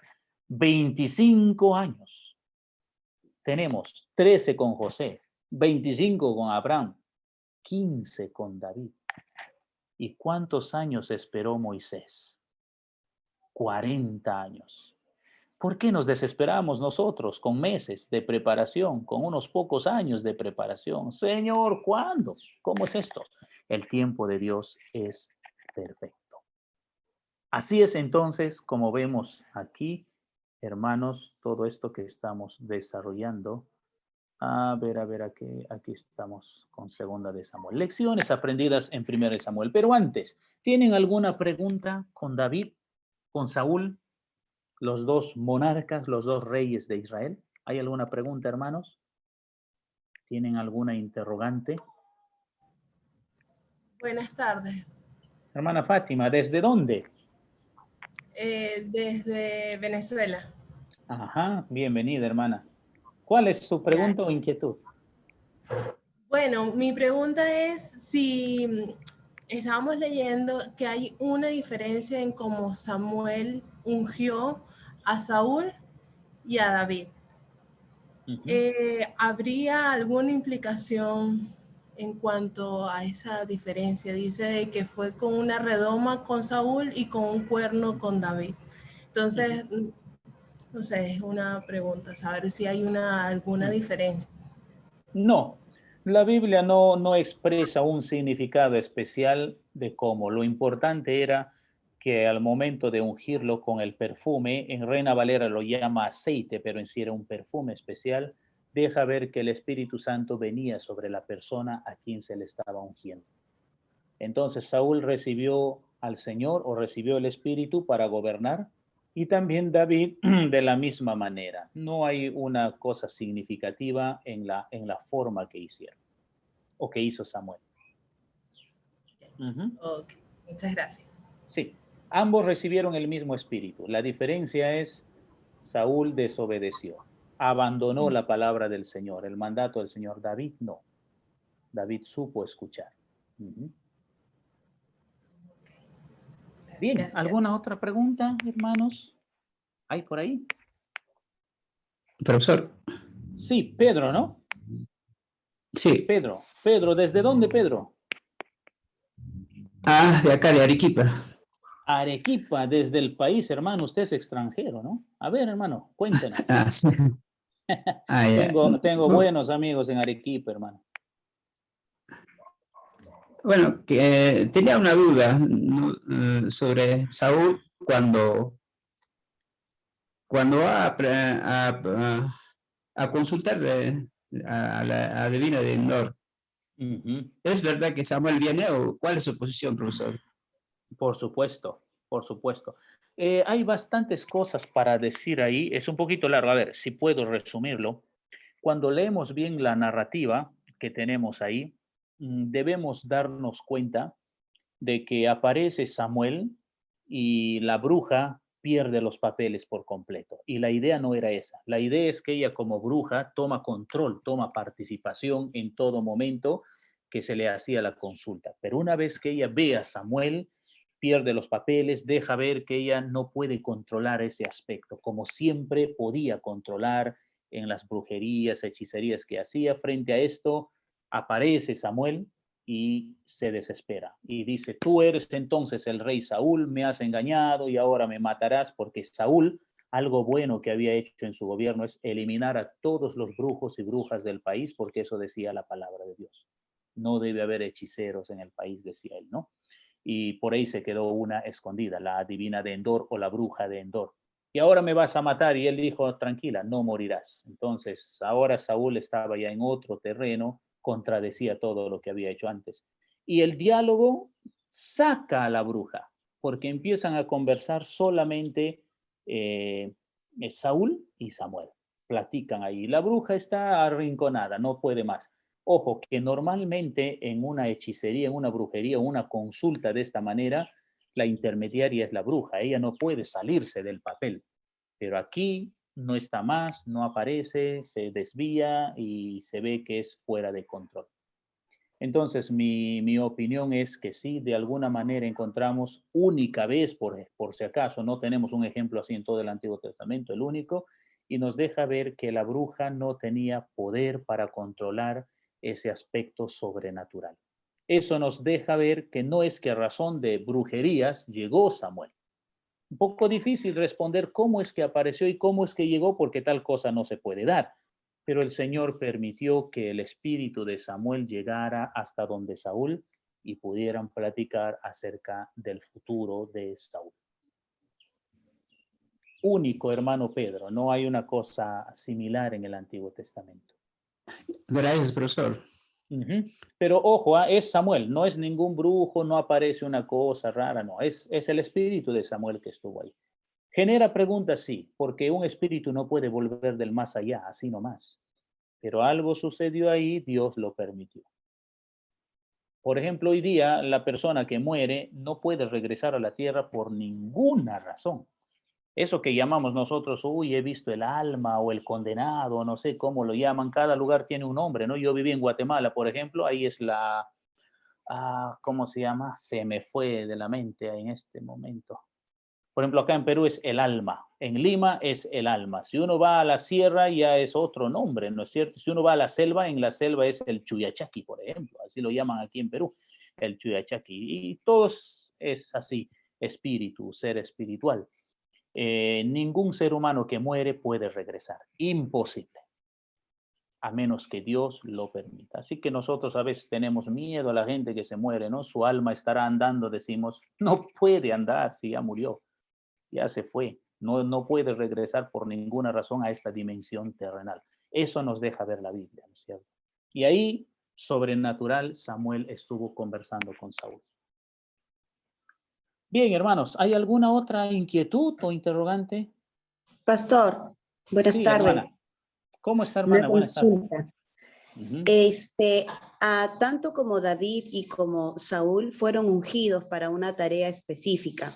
¿Se podría decir en la actualidad que también en las iglesias, tanto pastores o algún líder puede ser ungido para un llamamiento o alguna tarea específica? No, ya no tenemos esa forma en el Nuevo Testamento. En el Nuevo Testamento lo que tenemos es que Dios unge a todos por igual. Ha dado de su Espíritu Santo a todos. Por eso dice Pedro, todos tenemos la unción del Santo. Es que en el Antiguo Testamento el Espíritu Santo tenía un ministerio temporal y solamente en algunas personas, no en todo Israel. Todo Israel no tenía el Espíritu Santo, solamente algunas personas. En el Nuevo Testamento, Pentecostés, Hechos capítulo 2, viene el Espíritu Santo y viene sobre todos aquellos que creen en Jesucristo. En este momento, una persona común y cualquiera entrega su vida a Cristo, el Espíritu Santo viene sobre él, está ungido por el Espíritu Santo. Tiene al Espíritu Santo. El Espíritu Santo es la evidencia de esa unción. Por eso dice Pedro, todos tenemos la unción del Santo. Pero sí algunos en la iglesia podrán tener llamamientos especiales muy al lado del llamamiento general que Dios puede haber hecho a todos. Por ejemplo, en alguna iglesia de Carolina del Norte, en algún momento el Señor decidió levantar y llamar a un personaje como Billy Graham. Todos conocemos quién fue Billy Graham, ¿no es cierto? Él, no vamos a decir que tuvo una unción especial, sino tuvo un llamamiento especial de toda su congregación y de muchos lugares. Dios lo llamó, como puede haberlo hecho también con nuestro hermano Pablo, un mensaje a la conciencia, por ejemplo. Dios le llamó, le dotó de capacidad para poder llegar con ese mensaje a mucha gente. Entonces se llama llamamiento especial, hermana, pero no se llama una unción especial, porque no hay algo así en la Biblia. En el Nuevo Testamento dice la unción lo han recibido todos. Y de ahí todos servimos al Señor y a algunos Dios lo llamará para tareas especiales. Gracias, pastor. Excelente respuesta. Mucho gusto, hermano. Mucho gusto. Ok. ¿Ahí hay algo más, creo? No. O sea, nos vamos a nuestro PPT entonces para continuar. Hola. Aquí. Sí, quería preguntar algo, hermano. Kefa Ramírez. Rimaris, ¿no? Kefa Rimaris. Buenas tardes, hermano. Una consulta. ¿Qué tal, hermano? Sí. El momento en el que David se presenta y derrota a Goliat es ya manifestarse como un nuevo paladín para el pueblo de Israel. Este hecho de mostrarse como el nuevo paladín no rememora al tiempo de los jueces, y el hecho de rememorar al tiempo de los jueces hace que Saúl, siendo rey, tema por su posición. Excelente observación. Es levantado de la misma manera el modelo que tenemos en el tiempo de los jueces. Excelente observación. Ahora, el riesgo, la amenaza sería la palabra, la amenaza para Saúl no está en dirección a Israel, sino está en dirección a su puesto y a lo que ya Samuel le había dicho, el Señor te ha rechazado. Desde el día que él escuchó esa palabra, en lugar de arrepentirse, entró en amargura. La clásica dirección que toma el ser humano frente a sus errores. O termina más amargado, o termina en el lugar correcto pidiendo perdón al Señor, arrepintiéndose y tomando la otra dirección. Como Judas, hermanos. Judas se arrepintió, dice la Biblia, igual que Pedro. Ambos pecaron de manera muy gravísima. Judas traicionó y Pedro negó 3 veces al Señor. Pero la diferencia es que Pedro se arrepintió y fue donde Jesús. Judas se arrepintió, pero no regresó a Jesús. Prefirió matarse. Ese es el devenir de todo ser humano. Frente a sus errores, a sus faltas, termina más amargado o termina en la dirección correcta, arrepentido y humilde delante de Dios. Eso es entonces lo que tenemos aquí con Saúl. Él sabe que ha pecado contra el Señor le ha rechazado y al muchacho que está mirando es a quien el Señor ha elegido, pero él no lo acepta. No puede ser. Y al no aceptarlo, se hunde más y más en amargura contra este personaje. Entonces, Saúl ya había llegado al estado soberbio de no pensar en Israel, sino pensar en él, en su imperio, en su trono.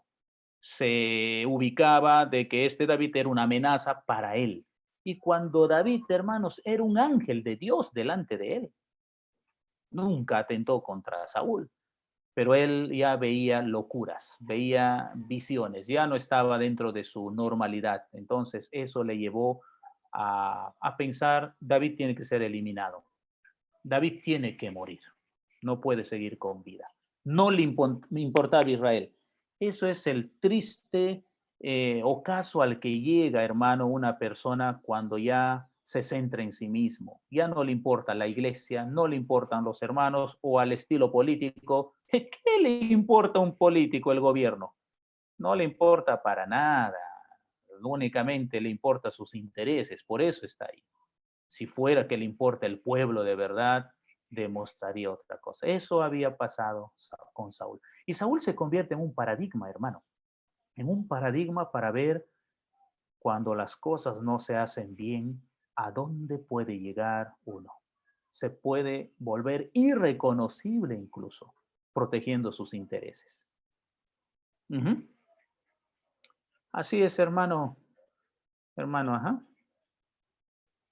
Gracias, hermano. Mucho gusto.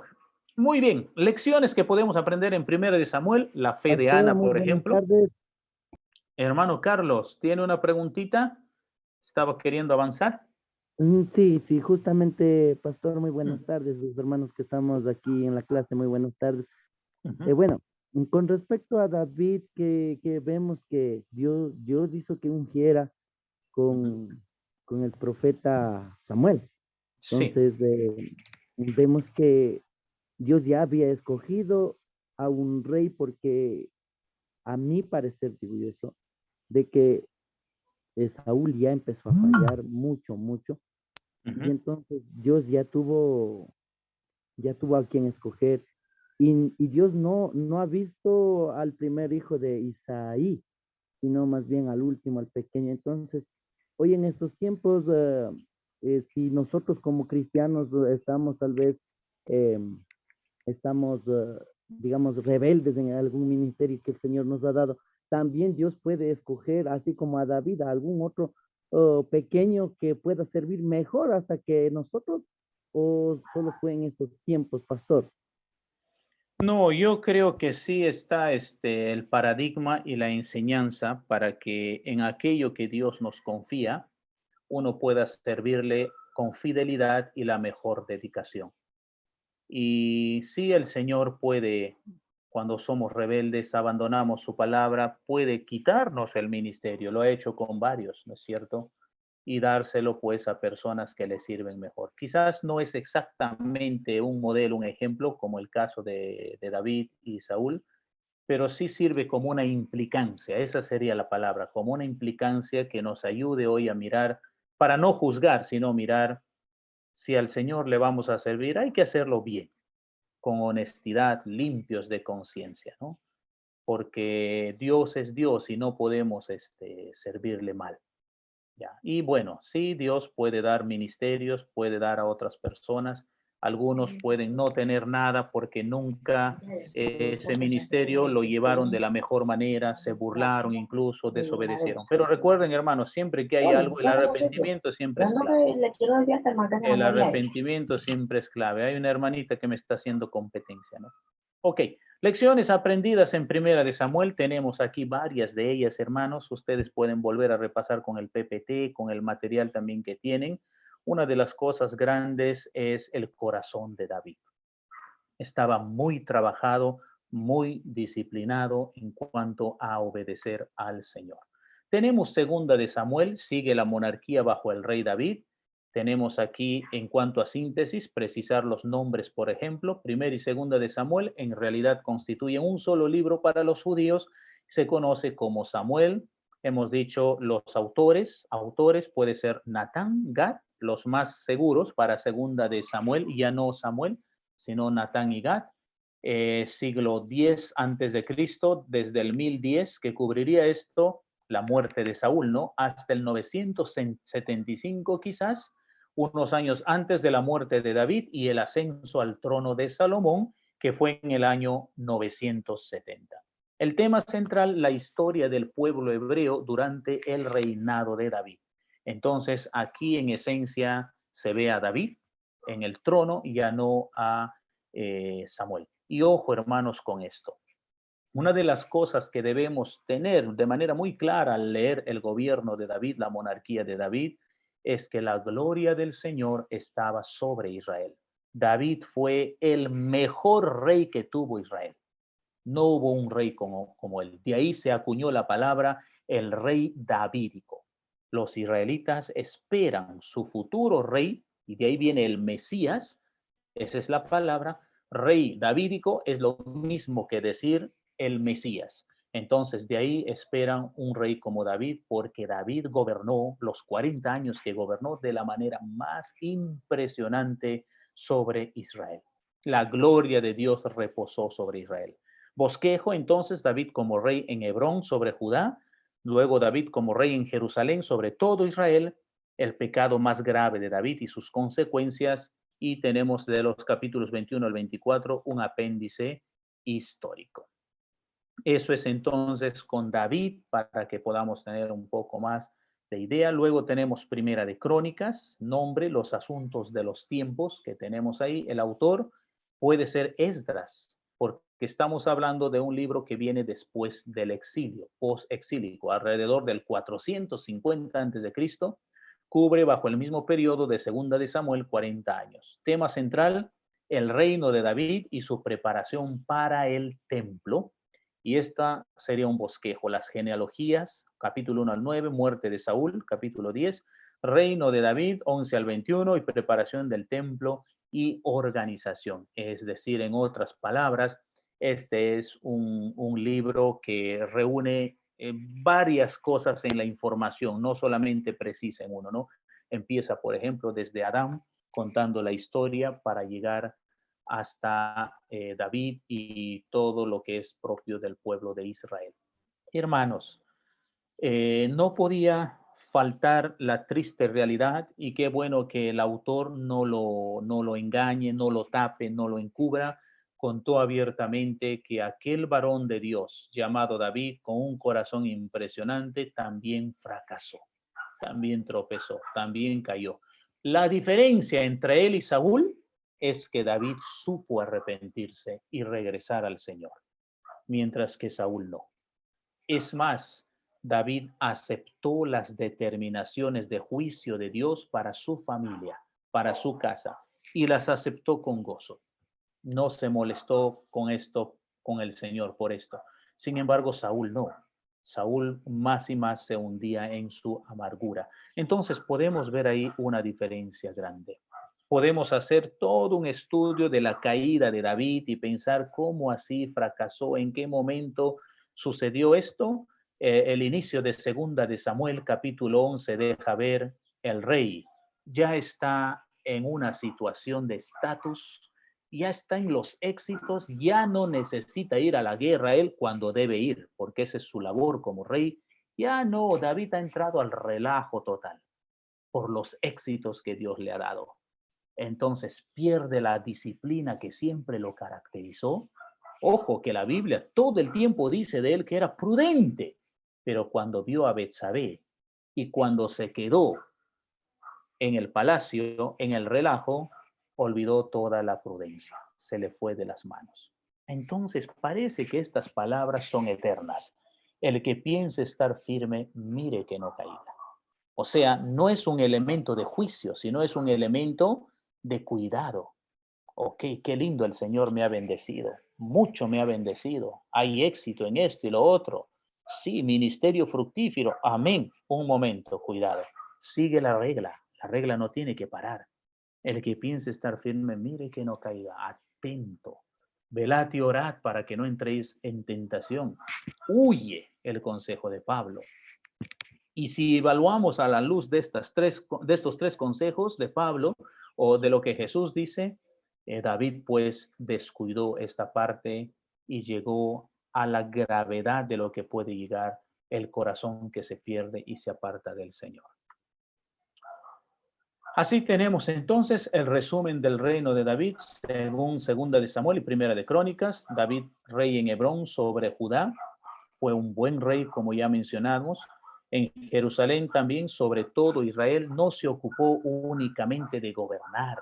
Él le puso tanta dedicación a un reordenamiento a todo el sistema levítico, sistema sacerdotal. Organizó coros, por ejemplo, organizó al ejército mismo. Su dedicación a esta labor fue espectacular. Hemos mencionado un poco de su pecado, pecado grave, y hubieron consecuencias también de esto, por supuesto, ¿no? Porque no se podía quedar así nomás, hubieron consecuencias de esto. Y los últimos días de David, capítulo 21 al capítulo 24 de segunda de Samuel, así como primera de Crónicas, capítulo 22 al capítulo 29. Murió lleno de días, dice la palabra del Señor, pero en su casa, hermanos, un desorden completo. Sus hijos odiándose entre ellos, anhelando el poder. Un hijo malcriado por completo, de nombre Adonías, al que el texto dice su papá nunca lo había contrariado. David nunca le había confrontado. Hijo, estás equivocado, jamás. Note esto. Elí, problema con los hijos. Samuel, problema con los hijos. El poderoso David, el rey que dejó la huella, el reino davídico, un reino como el reino de David, pero su hogar, un problema. Eso nos dice mucho en la vida. Eso nos dice mucho en la vida. Podemos conquistar reinos y tener ministerios impresionantes, pero la casa es todo un tema. El hogar es todo un desafío para quienes están casados y tienen hijos. Ahí está el primer ministerio, hermanos. No allá en la iglesia, no en la calle, no en la predicación. No, no, no. Su primer ministerio está ahí con los hijos, la familia. Si es soltero, sí, olvídese de eso, ¿no? Su ministerio está ahí directamente en la iglesia, la calle, pero los casados tienen otro primer ministerio. Y pues eso es la triste realidad que tenemos de los hijos de David. El Señor permitió que Salomón fuera el próximo rey. Salomón reinó después de la muerte de su padre. Lecciones aprendidas. David fue probado desde su juventud. Dios lo enalteció a su debido tiempo. 15 años esperó. Nos recuerda el ejemplo de Moisés. Dios trabaja un tiempo con sus siervos, purificando sus corazones y moldeando su carácter antes de darles la encomienda. El Señor pule primero. Su paciencia. David esperó todo el tiempo que Dios quiso y no se apresuró a ocupar el trono fuera del tiempo del Señor. Por eso digo, qué impresionante esa prudencia. Estando en su lugar, hace rato que hubiéramos llegado al palacio diciendo a Saúl, oye, retírate. Acá es donde yo me tengo que sentar. Ya me han ungido por rey. Tengo al Espíritu Santo. Así que una patada, nos vemos, ¿no es cierto? No, no, no. Tremendo David. Su paciencia, su prudencia. Aprendemos también que ninguno está exento de caer en los pecados más bajos y cuestionables. David pecó. Pero no quisiera que veamos esto como una debilidad, hermanos, sino como un aviso, como una advertencia. Pero también aprendemos que el verdadero creyente oye la voz de Dios y endereza sus caminos. Se arrepintió de corazón. David se arrepintió y afrontó humildemente sus consecuencias. No permitió, pues, que esa crisis realidad a la que había llegado lo mantenga ahí, porque ya había visto cómo había sufrido el gran Saúl. Él tenía ese modelo, ese ejemplo. No quiero terminar como Saúl. No, no. Yo me voy a arrepentir y eso es lo que hizo. Sus años de haber pasado con el Señor, sus últimos años son tan maravillosos del rey David. Hermanos, ¿tienen alguna pregunta, alguna inquietud que podamos dar una retroalimentación o algo más respecto a David? Nos quedan unos minutos.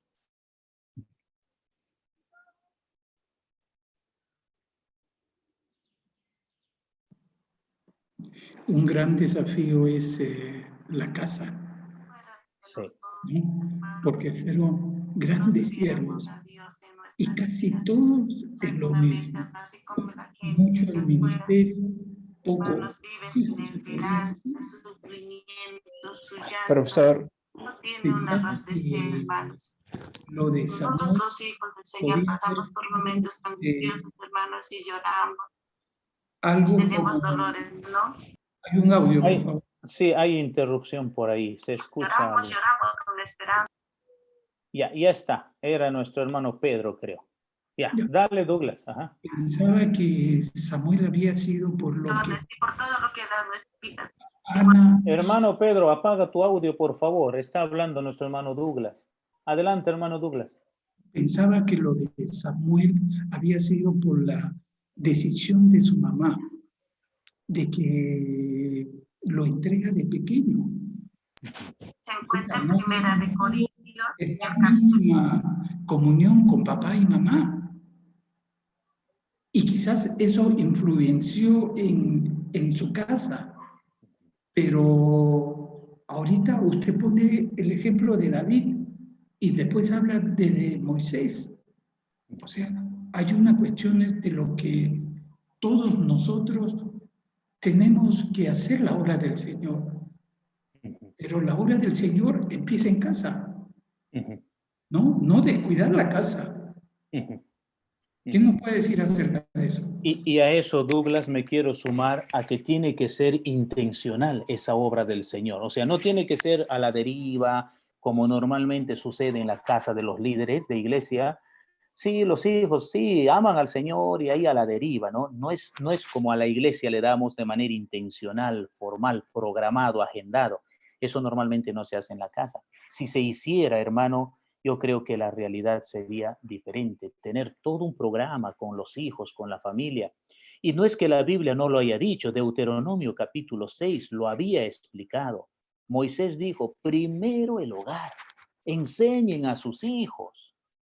Y cuando hemos estado viendo lo de Jueces, por ejemplo, uno de los problemas que enfrenta esa tercera generación en el libro de los Jueces es precisamente porque sus padres no los habían instruido. Y vuelvo a decir, instrucción formal, intencionada en la familia, no automática, no a la deriva, no un devocional cuando nos recordamos, no, así como en la iglesia, organizado con ellos, ¿no? Es fundamental. Y como has dicho, ese es el desafío más grande. La familia, el hogar, hermanos. Ujú. Así es. Gracias, hermano Douglas, por ese aporte. Bien, hermanos, ¿alguien más? Tenemos un par de minutos. Sí, a mí me gustaría también hablar sobre lo que acaba de decir nuestro hermano Douglas, sobre este desafío que es la familia. Y no lo voy a hablar como en las familias de líderes anteriores en el Antiguo Testamento, lo podemos ver ahora en diferente manera. Puede ser también mucha culpa de nosotros, en la grey, en la congregación, que a veces hay faltas del pastor, porque como el pastor es un ser humano, tiene faltas como todos nosotros. Entonces, lo primero que a veces hacemos la congregación es empezar a juzgar a los líderes, a empezar a juzgar a nuestros pastores en frente de nuestros hijos, ¿no? Hablando por la parte de la congregación. Y después nuestros hijos lo que hacen es se alejan, ya no quieren saber nada del pastor, odian al pastor, odian la congregación, odian a todo el mundo de la iglesia. Y por parte también del pastor, o sea, a veces se van alejando porque ponen la prioridad, como ya lo había comentado usted, Pastor David, a la iglesia. O sea, sí sabemos que la primera prioridad es Dios, el segundo es nuestra familia. Y entonces, a lo mejor puede tomarse el pastor, decía usted al principio que eran los líderes anteriores eran, se puede decir que 24/7. Ahora podemos tomarlo de esa manera porque si nos damos cuenta, yo llevo en el Evangelio, prácticamente nací en el Evangelio, tengo 42 años, y lo que he visto, que la mayoría de los pastores han tenido dificultad con sus hijos. Entonces, ¿por qué? Porque no les dedican tanto tiempo, les dan la prioridad a los hermanos, tienen algún problema y están con la familia, dejan a la familia y no nada más a veces con los hijos, hasta con las esposas hay problemas. Los hermanos escuchan, y después los hijos escuchan cómo se refieren al pastor, lo empiezan a criticar y es también los hijos del pastor cuando empiezan también a tomarle ese rencor, ese resentimiento a la iglesia y es cuando se empiezan también a alejar de la iglesia. También se nos presenta, en mi opinión, a mí se me presentó un Dios, un padre, en mi tiempo, un padre que era Dios rígido, un Dios que era castigador, pero ahora es diferente manera, o sea, hoy se nos presenta el Dios de amor, el Dios que perdona, el Dios que sana, pero antiguamente, o sea, no sé si eso pasó también en los demás países anteriormente, 30 años antes, cómo se nos presentaba al Señor, como el castigador, el que si haces esto, te vas a ir al infierno, ¿no? Era mucho cómo te lo presentaba. Es todo. Ok, sí, lamentablemente, hermanos, el no tener una clara hermenéutica en las iglesias y que lo maneje bien el liderazgo va a generar un sinfín de problemas y todo aterriza en la casa, todo aterriza en la familia.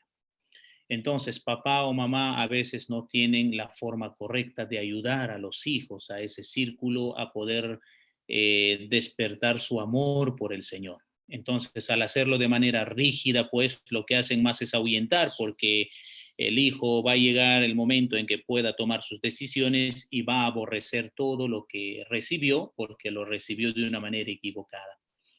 La hermenéutica es fundamental. Cómo interpretamos la palabra de Dios, y la gente en sus casas tiene que tener el interés de aprender la palabra de Dios. Eso a veces no se da, ¿no? Hijos de pastores, por ejemplo, yo entiendo, los pastores a veces quizás no han dado el buen ejemplo en casa, ¿no? El papá es buenito en la iglesia, pero en la casa es un demonio muchas veces, así lo ven los hijos.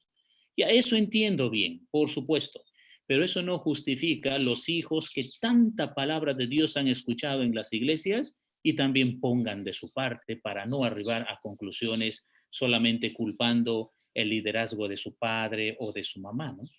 Entonces eso tampoco es bueno, porque escuchan palabra de Dios, han estado en la iglesia todo el tiempo, pero no, les bloquea el haber tenido una imagen equivocada, ¿no?